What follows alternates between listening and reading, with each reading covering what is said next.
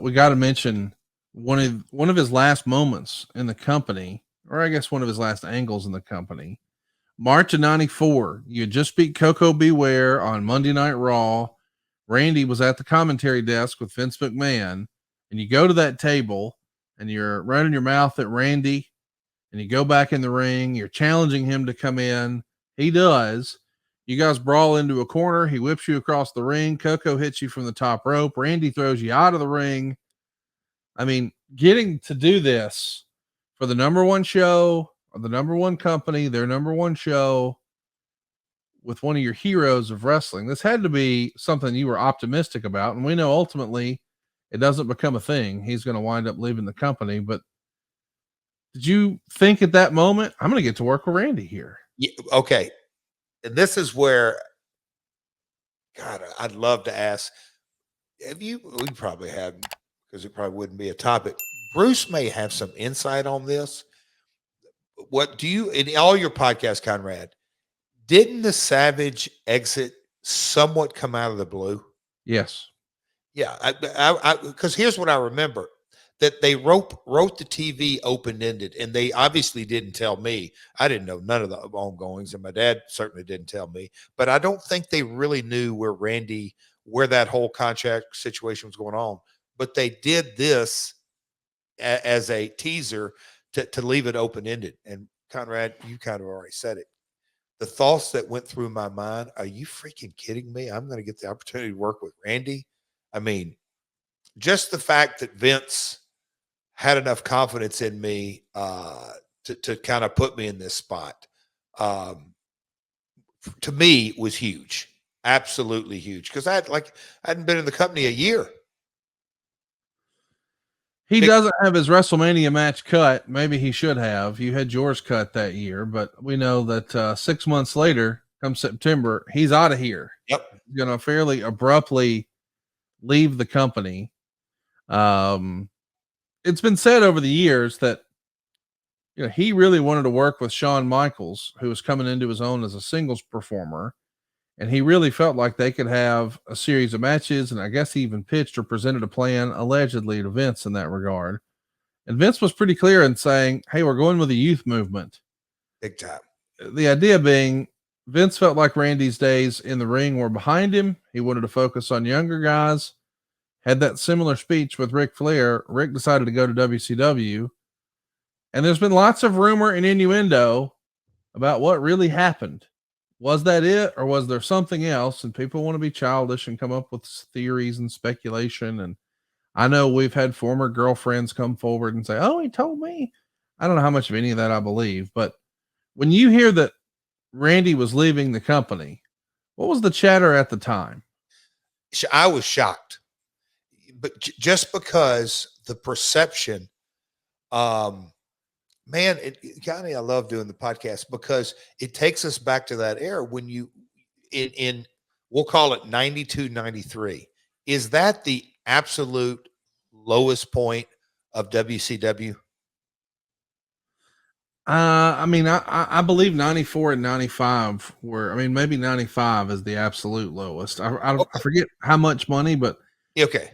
I think it's 6 million that Bruce has said that Vince announced to the office he had to pull, quote unquote, out of my ass in order to keep the company going. No, WCW. When was that the low part? When was WCW lowest? They lost money every year. The low point was 2000 when you were champ. No. But no, I'm just busting balls. But they never turned a profit in 88, 89. They never made any money until 95. Okay. So, but I just remember it's like whatever sports analogy you want to put in there, Randy being the bluest chipper of blue chippers, main event, IC legend, world champion, retirement match. He was just on such a pedestal. And I always scratch my head of, why is he announcing? But okay, this is TV. So Vince gets to have him on the TV product, 6 segments, 7 segments, as opposed to just one. He's his color commentator. Okay. It's a different mindset and all this. It wasn't even fathomable in my mind that Randy would leave under any circumstance. it did not make any logic, because you're going to go from, however you want to say it, the number one franchise in the world to wait. In WCW was, part of I still, in a way, it was all the territories combined. Vince went on his own, and, WCW was a combination of Crockett's, Watts, a little bit of Kansas City, a little bit of Florida. But for all intents and purposes, it was, the territories against Vince that were getting destroyed. Their ratings were that good. They were, quote unquote, still on their old weekend time slot. WWF was in prime time on Monday nights. I just like, what? And then I remember me and my father having a conversation that, man, I don't do the good Jarrett impersonation, but son, this bodes well for you. But because I just asked Dad, like, why? And he goes, Vince has a vision, and it is a youth movement. And I'm like, Randy ain't that old. And wait a minute, Lawler's older than him, and Lawler, but Lawler was a color cap. But the vision that the company set forth, Randy didn't fit in it. And so you go, okay, he's going to go make a lot of money down there. And I think that gets hidden or forgot about in so many ways, because the Nitro, Third Man, Hogan, Hall and Nash, the NWO, certainly in this universe here, Conrad.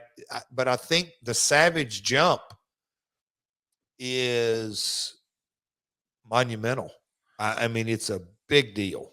I don't think it's talked about enough. I agree, man. I really, when you really put it in context, Hogan won, Savage 2, but who's the better in-ring performer? No doubt. Well, that's not even. I mean, to me, it's about what Savage did. Like, as a reminder, Hogan comes into WCW and they enjoy their greatest success ever. Bash at the Beach 94. They even have Ted Turner out there for the contract signing. It's finally going to happen.